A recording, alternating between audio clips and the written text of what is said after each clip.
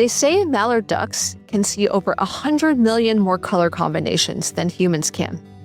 Amazing, right? I think excellence works the same way. Two people can look at the same product, the same growth dashboard, the same line of code, and see completely different things. In the age of AI, execution is getting easier. Answers are abundant.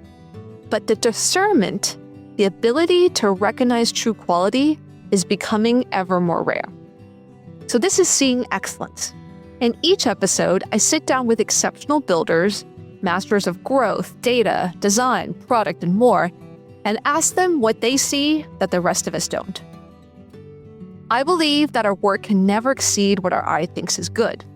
So my goal is for all of us to train our eye so we can raise our bar as builders. Let's go learn. Today, I'm chatting with Brian Hale, the Chief Growth Officer at Doordash. Before Doordash, Brian helped lead the foundations of growth at Facebook and help scale it. Brian is the kind of person who, in my experience, is one of the sharpest minds on the topic of sustainable hyperscaling. And through this conversation, I learned a ton from him on what average growth teams do versus what the truly exceptional ones do. I hope you learned as much from this as I did. So I thought it'd be great to start with, maybe you can just paint a picture for me and our audience. Can you share maybe one or two stories of when you've seen a growth team do some truly excellent work? And I'm particularly interested in how you contrast that with, let's call it average or okay work. Yeah. Okay. So this question of just like okay, average, or truly excellent in growth is a good one. So maybe let's start with I'll sort of start with like what is just okay, or what is like what you see companies do that are trying, but they don't really necessarily have a great depth on this topic. And they're just sort of like in the early innings, or they don't really understand like all that's possible. So that would usually just look like a company starts what they call a growth team, but is actually a new customer acquisition team, right? So that is just like, okay. I think it's essential. It's an important part of thinking about growth. Like you got to bring new customers on. And they might do, just like the like bare bones thing that you see when you're like, oh, we have a growth team, but then you dig deeper and you're like, oh, okay, you you have a new customer acquisition team doing internet advertising, is basically doing digital ads for new customer acquisition, and kind of it stops there, right? Like they might not even have the wherewithal to start digging into the landing pages, to digging into all of the funnel after someone lands on the app or the site, and they're just like doing that. So I would say that's sort of like okay. There's nothing wrong with that, but that is sort of maybe, I was going to say tip of the iceberg. Not even. It's like maybe 5% of what's possible, and so that is often what you see. Most companies do that. So if growth team is just doing advertising, getting new people in, getting them to land top of the funnel, that's not excellent.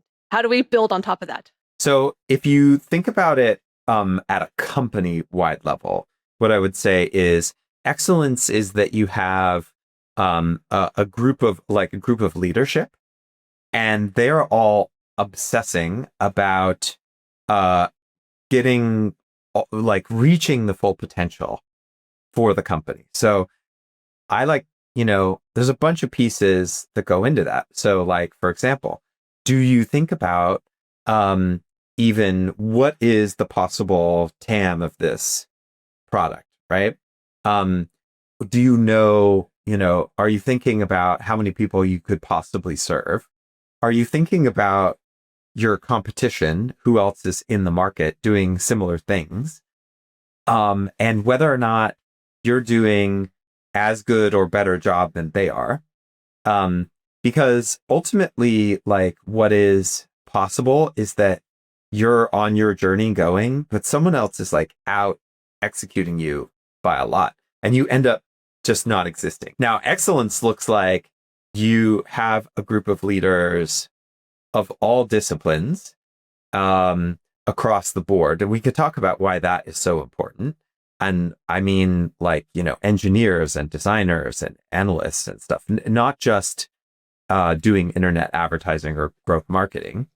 And you really know what metric you are trying to move. You really are obsessing about it, and day by day how you're doing, whether you're progressing, whether you're getting better. And you're learning all of the most important levers for that, for your company. And you're getting the full knowledge of what all the different things that drive it are. And how your competition is doing, and whether you are growing faster than they are, and whether you're obsessing about growing hopefully much faster than they are. How would I know what would I do to understand what my competition is doing? Like, what does a great growth team do? The great growth teams really want to know this question about how is my pace compared to my competition? It's really like the pace that kind of matters the most, rather than where you are in a given time. So there's many ways. I mean, I think if you're in an important category, then there will be third parties that are tracking market share and things like that. There's many companies that do this. There's also just like if you have an app in an app store, there's many companies tracking the relative level of downloads of the apps. Like, even if you're just looking at something like that in each country that you care about, that's pretty good start, right? So are you trying to figure out, like, I would even say it's pretty advanced to even be thinking, am I going faster than everybody else? So that's like a trait of a team that's truly excellent. And I think we can talk in some depth about why all the functions things matter. Like, why do you need all the people of the different disciplines of the company part of the journey?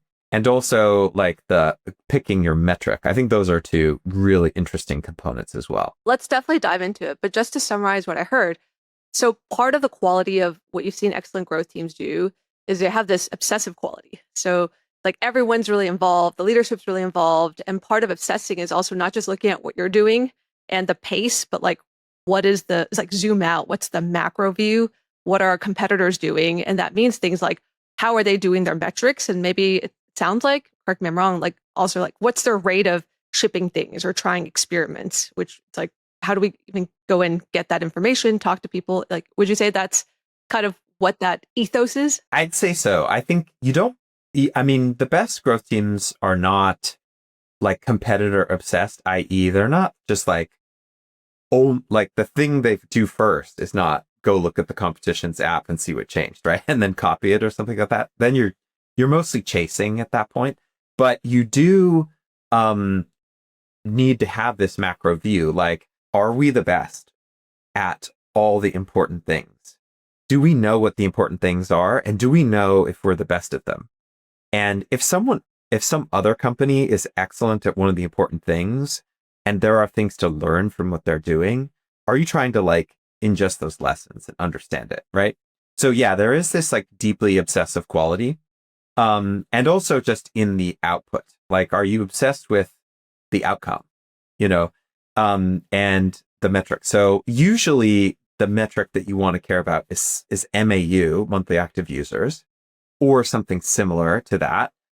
It really kind of depends a bit how often people are going to use the thing that you do. But I think that whole thing of the level of pace of how fast you're going, and are we going faster and are we growing faster than everybody else, is like a thing. So you want people who are competitive and they want to win, and they want to be like specifically measurable about it, and to know, am I winning? Are we doing all the things that matter? And do we have a lead? Are we taking a bigger lead? and that like it sort of, brings you some joy or satisfaction to actually be doing that. You reference metrics. So it sounds like an excellent growth team. Is it fair to say that, hey, if I have a target, it's MAU, we're excellent if we just somehow can move MAU faster than the other team? Is that a fair way to say it? Yeah, exactly. So it when like truly excellent. If a company has a growth team and they're doing a truly excellent job, it's very obvious externally. Now it's sort of like, what's the magic that's like causing that? From a metrics perspective, I would say the first thing is that they're obsessing about the customer relationship. So let's talk a little bit about MAU and why you want a metric like that, as opposed to some other kind of metric like number of orders, or the number of the total number of visits or something like that, where one person can generate a ton of activity because they come in, place 20 orders, or they use the app every day or something like that. So why do you need to care about a total number of customers, total number of people? Is basically, and this is like a mistake that most companies end up falling into at some point in their trajectory, and it's a total trap. So, okay. So like, why do I think that's true, and what's going on there? Well, it's pretty simple. Basically, I want to know the number of customers, because the power user that orders 20 times or visits every single day, they didn't start that way, right? They started out as like a first-time user. Exactly. So, I mean, I think that is so stupid and obvious to say. It almost seems like way too basic to even say out loud, right? But you'd be surprised what percentage of companies completely lose track of this and lose focus on this as they mature. So, what's really natural for a startup is I got to care about the early user experience, right? Because literally everyone coming in to your startup is new. And also everyone using the product at the company is using it for the first time, because the whole thing is new and everyone at the company is new. And it's, that's the startup ethos. So startups don't make this mistake, because the startup, that's the only thing. I actually say, oftentimes I get approached by early startups who are like, we want to start a growth team. And I'm like, you are a growth team. Everyone is doing that. Everyone's thinking about the new user experience and what's going on. Exactly. I'm like, do you obsess about MAU? Do you obsess about the new customer experience? Do you obsess about ramping people up? And they're like, yes, yes, yes. I'm like, cool. Your whole company is a growth team. Congratulations. You don't need a growth team. You just need to be really good at that, right? Okay. Now, what happens when a company gets a little bit bigger is this interesting thing where basically you have everybody is, the company starts to have some measure of success. It starts to be known. It's no longer a startup, and people have heard of it. And you actually have a whole bunch of customers who love it, and they're using it all the time, things like that. Now, what ends up happening is pretty much everyone at the company at that point, and everyone who wants to join the company at that point, is a customer, mostly, usually, and they use it all the time, or they know about it and they know it's really important, and they fall down the rabbit hole of being a power user. So now you have this whole company, everyone there is a power user, and they are become instantly, like, completely blind to that new customer, occasional customer, like the person who's using it a little bit, or hasn't used it at all, or hasn't used it in a long time. All those different things, they're just like totally invisible. They're just gone to literally every employee, right? That makes a lot of sense. Yeah, because you're saying that as we become power users of the product, we love it so much. And then we end up trying to build features that us and the people we know, which are probably power users, want. And that becomes more of the focus, rather than going back to who is the new user at that point in time and what is it that they might want, which is very different from us. Exactly. So that is the mechanism where companies like suddenly need a growth team, or a growth team is suddenly valuable. Now, what is still obvious is like, oh, we need a new customer team. So this is where I get to like, this is an okay state. This is a very common state. Most companies are in this state actually. And they're just like, okay, well, yes, check the box. I have my marketing team bringing new customers in. Perfect. I'm running ads now. Exactly. I know my product's awesome. I use it all the time. But there's this huge gulf where maybe that experience is super difficult. Maybe it's full of friction. Maybe it's too expensive. Maybe it's way too slow, et cetera, et cetera, et cetera. There's all these barriers that are there. And the early adopters just kind of flew through those barriers because they're like really motivated and excited and kind of like advanced technical type people who just like plow through, right? Now, your typical person out there in the world is just not, like they're like, I don't know, you think of your parents or something like that. They're just like, they're kind of curious. They're not that excited about it. Maybe they're price sensitive, they're time sensitive, they're busy. And they're getting blocked. So like, what is a growth team at its core is like a team that is taking care of that early life experience for as long as it takes to get like all the way. I actually think that this state of things happens when a company's reached like maybe 5 or 10% of the potential. So many companies get stuck at like literally 10% of their potential. And so, like what's possible is 10 times, an order of magnitude bigger, and you just get stuck at pretty successful, but way smaller than what's possible. And it's because you're ignoring all this. Okay. So at a high level concept, that's what we're talking about. Yeah. So let's go back to that frame from the beginning, which is a growth team that's okay is just mostly doing digital advertising. Now, contrasting with excellent, it sounds like they're thinking much bigger, right? They're like, I want to win. I got to get MAO to go up.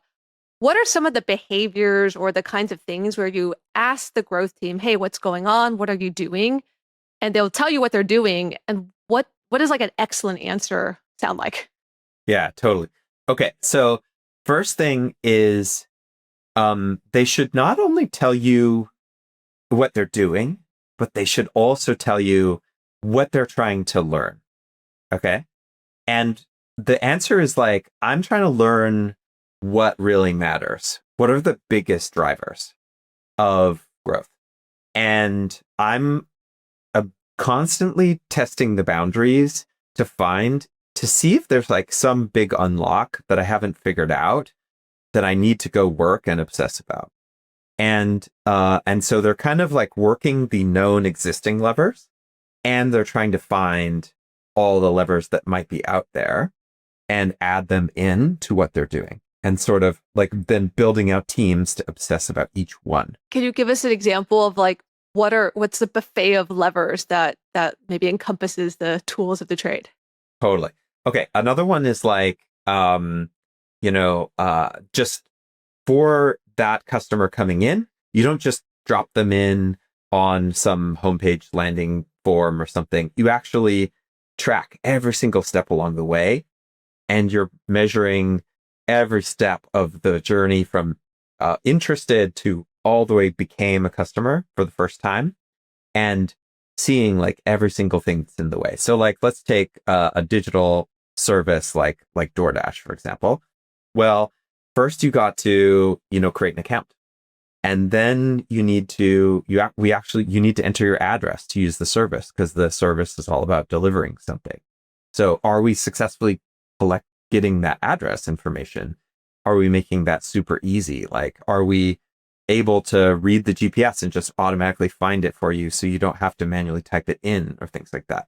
How do you make that step easier? Then now I got to find something that I'd like to eat. How do you rank the homepage? How do you, how do you make sure that I can see all of the things that are there? Is it failing at search? Am I trying to search for what I want and it's not coming up? And then the store page, am I able to interact and like add things all the way down to the cart level, collecting the payment information, et cetera, et cetera. So there's like 20 different spots where it could go wrong. Are you obsessively looking for all of the places where it is going wrong and then figuring out what's in the way and what are the most important pieces to that? So like I would call, is your new customer team just a digital advertising team, or are they truly owning it like end to end, all the way from I heard of you somewhere out in the internet or on TV or whatever, all the way through to completed that purchase and finding every single detail in that whole thing, right? So that's kind of like the difference between a okay new customer team and an amazing new customer team. You have to, an excellent team really thinks about the end-to-end journey, not just we got a customer in, but like, did they complete the order and every single thing that might possibly go wrong in between? Are there other so would you say that maybe a really good growth team is like very, very detail oriented about every single step here? Is that one way to look at it? Yes. I think like you want to hear from this team that they are obsessing about all these details.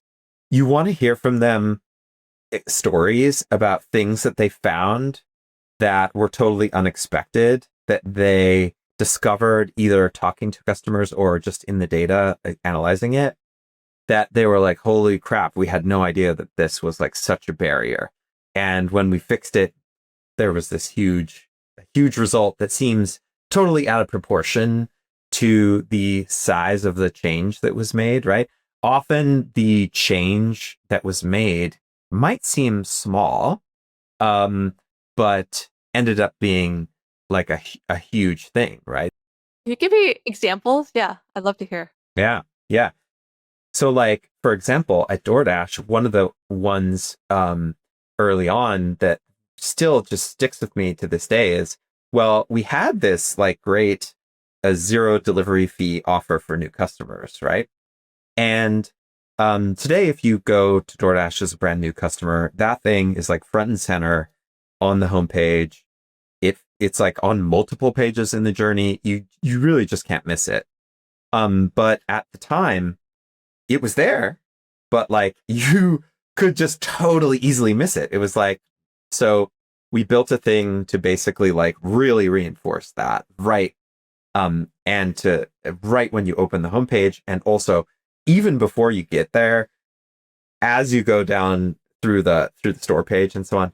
So it is like unmistakable, unmissable, and just such like a thing where, you might think like, oh, we had the new customer offer, mission accomplished. But like how many people didn't realize it, and just making it more clear. And that came out of a conversation with customers about like, hey, what is your barrier to placing this order? And it's like, I'm worried about the delivery fees. And you're like, but there's zero. Like, what do you mean? What do you mean you're worried about the delivery fees? And so then it became obvious, like, oh, wow, we're doing a really terrible job of explaining this, and we need to dial it up. I think also sometimes you do need to just like be like ridiculously over the top about communicating stuff, especially early on. Like you can be nuanced and like balanced when someone's a power user, but when they're early on and it's like, do or die, you're gonna lose them as a customer. You really have to make the most important thing like the most important thing. Exactly. And they just like can't miss it, literally. So then this gets to like, okay, well, why do you need every discipline in the team? Well, you need to identify that that's a problem, but then you need a designer to like come up with something that works and is effective at that. And you also need a designer who's like obsessed with effective first, and then will make it work with the design system. So I think like that is, you need a designer who like gets excited about getting the customer through, and that I'm going to like craft a design that that works. What does great velocity look like for a team like this? Are there any numbers you can throw out? Like how many experiments are we doing? How many hypotheses are we chasing down any one time? Are projects 2 weeks long? Are they 6 weeks long? Yeah, I love this question because it's counterintuitive, actually. You probably would expect me to say something like, the greatest growth teams ship the most experiments. That's not actually the case. Okay. Now, why is it not total number of experiments shipped is like the metric, right? It's like actually often the very best growth teams ship maybe yes, it is faster than people building brand new entirely new products that didn't exist before. But it's actually sort of like more of a marathon type pace. Maybe you have a pod with like 5 engineers and they're shipping like maybe 15, 20 experiments in a quarter. So that's like pretty good velocity, but it's not like 50. It's not like one, each engineer is shipping like 5 experiment every day, like 5 a week or something like that, right? I have actually seen teams doing that, and it is like totally ineffectual. So, well, let's talk a little bit about that. So this is why there was this time when people talked a lot about growth hacking, and I've come to like really think that that's kind of a terrible explanation for what this is. Because it implies, like, the words really matter. It implies this like extreme velocity thing that is counterproductive. So what do you end up doing when you're like shipping that many experiments? Well, usually what you're doing is you are brainstorming a ton of things that might matter hypothetically. You're not doing a ton of understanding work, talking to customers or digging in the data to see like, does that even make sense? Like, is that a spot where people are getting blocked? Do people talk about that as a problem? Is there a is there a problem to actually solve there? Or are you just like shipping random stuff?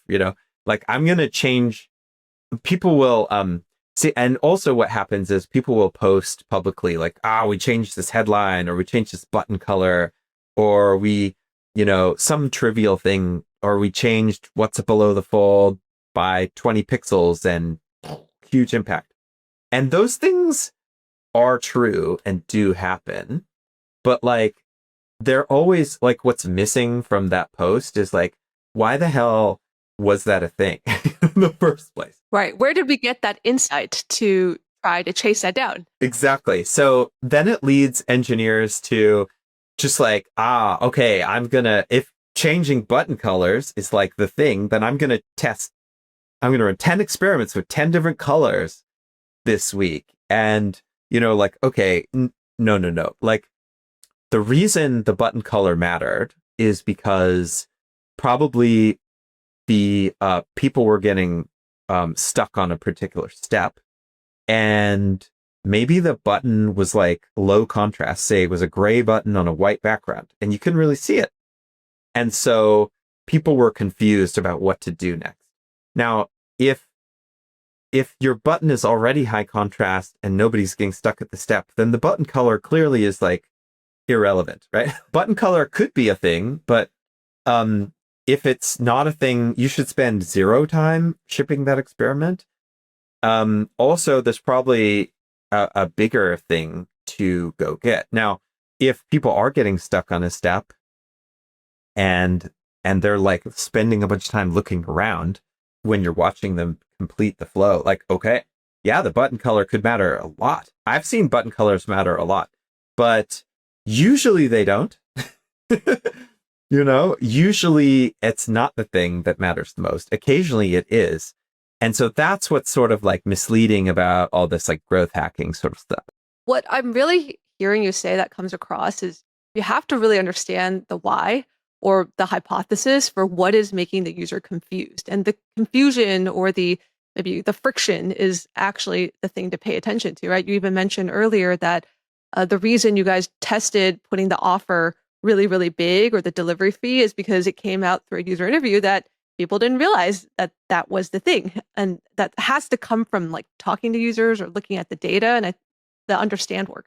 So it's not just go off and do a bunch of things and try a bunch of things that we're not sure is what the user is truly going through. It's like if you spend a little bit more time to talk to the user, it sounds like you get many better experiments or experiment ideas. Exactly. So I call it product growth, not growth hacking for that reason, because it's about improving the product at a fundamental level, removing the confusion, removing the friction, dialing up the value. And so hacking just sort of implies this like randomness or anything and everything could matter. No, no.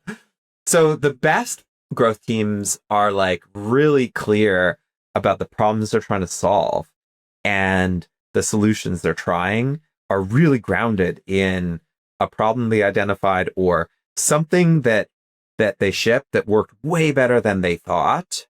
Actually, the best ideas often come from, well, we identified this problem and we put in this fix, and then it mattered 10 times more than we thought. And we were right, but we were really right.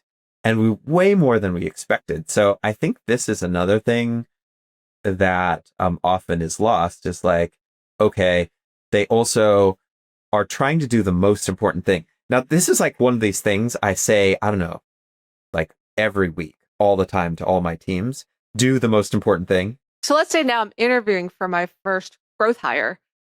What should I ask them? What's the first thing I should ask them to assess whether they're excellent or whether they're average?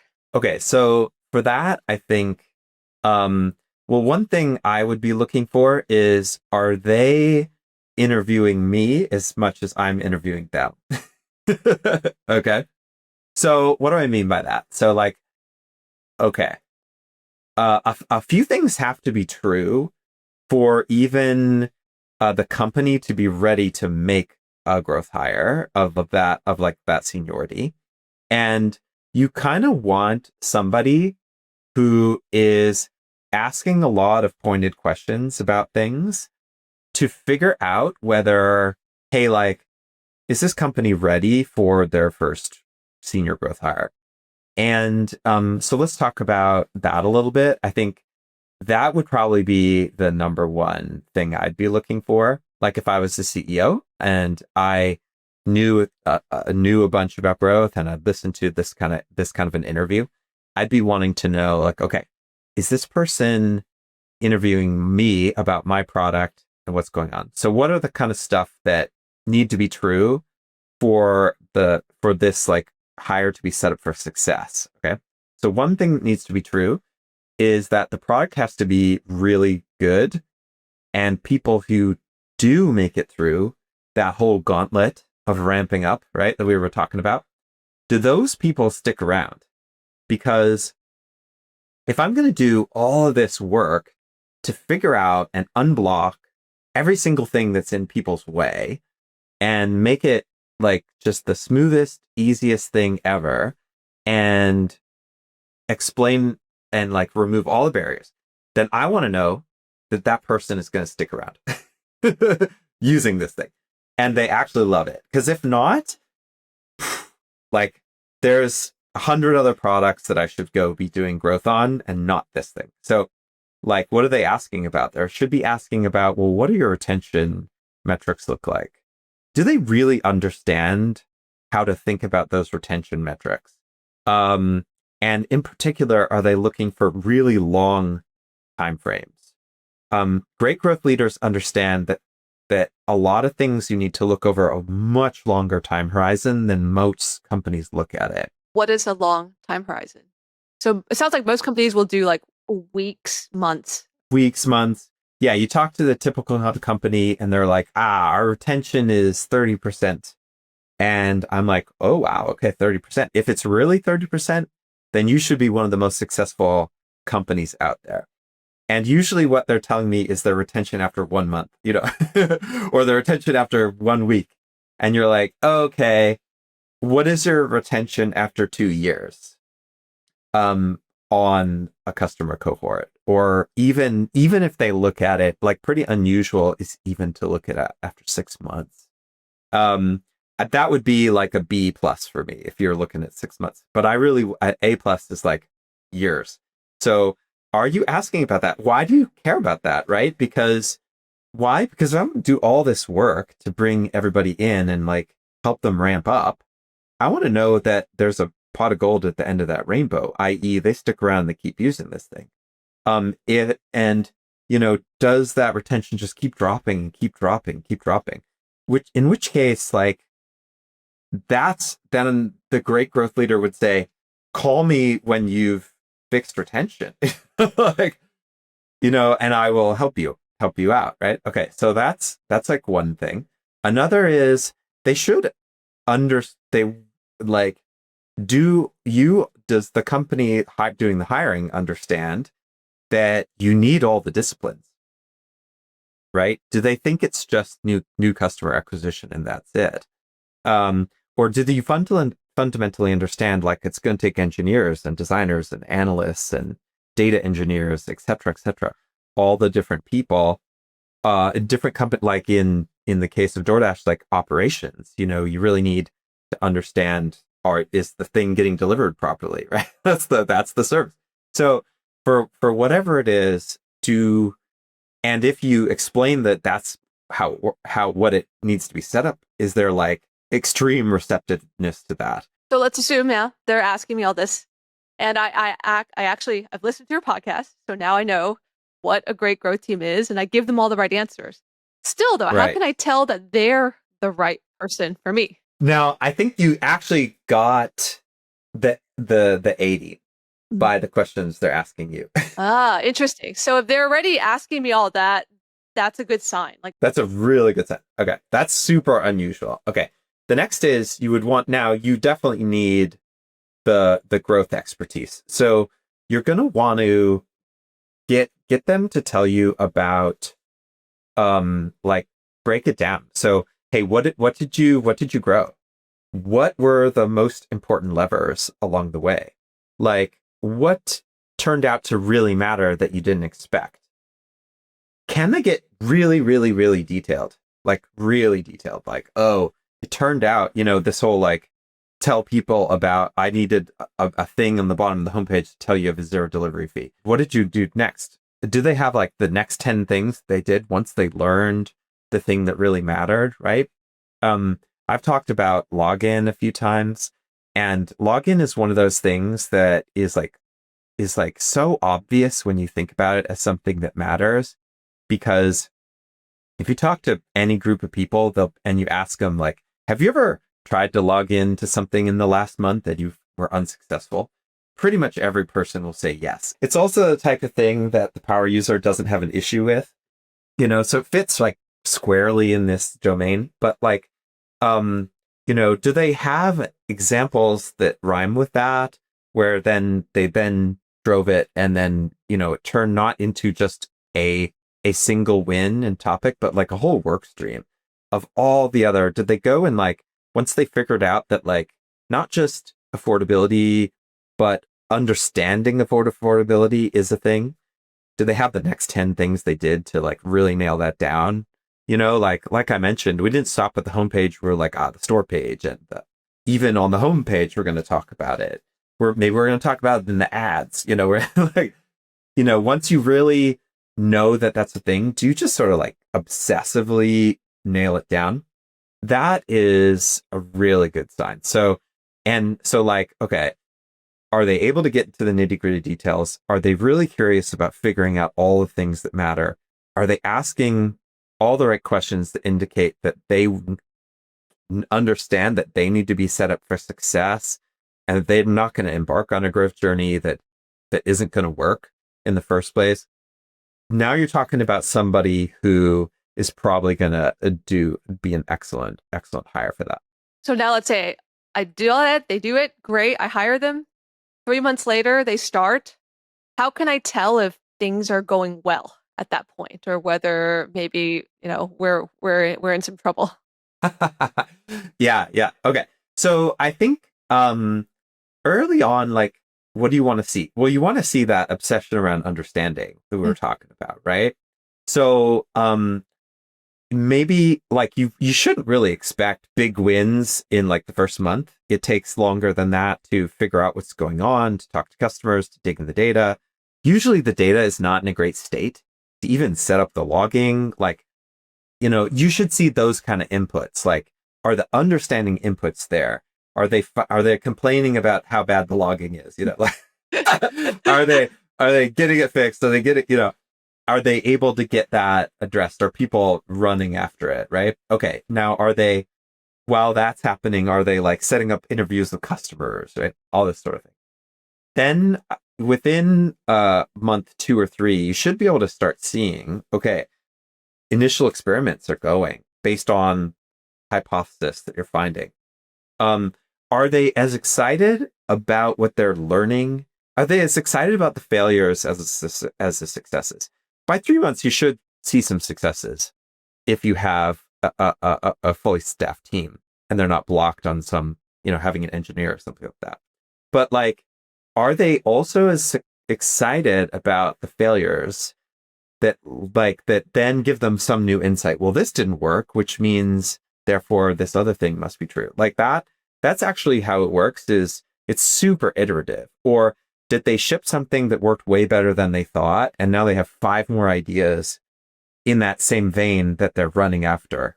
That would be like how you would know that you have excellence in the making. Got it. So a ton of curiosity. They're getting all the information. They're doing the understand work. They're starting to run experiments, but they're chasing down all the things that they're learning, not just the failures, but the successes. Then we're well on our way. Yeah, exactly. Thank you so much, Brian. This has been amazing. It's such a pleasure to always learn from you. And I feel like I like ingest all this knowledge, and well, I'm going to go out there now and be able to have a better eye for what great growth looks like. Awesome. Well, thank you so much for having me. It's always a pleasure. And, I think hopefully I not only was able to help you, but some other folks out there, because I think that also this kind of thing just makes the internet a better place. Like, we're all more beginner than we are expert at different things. All of these services can get way better. It's just going to make life a lot easier for everyone. No more friction that we or you or I will encounter in the world. Exactly. Awesome. Thanks so much, Ryan. Thank you so much, Julie. Okay, bye-bye.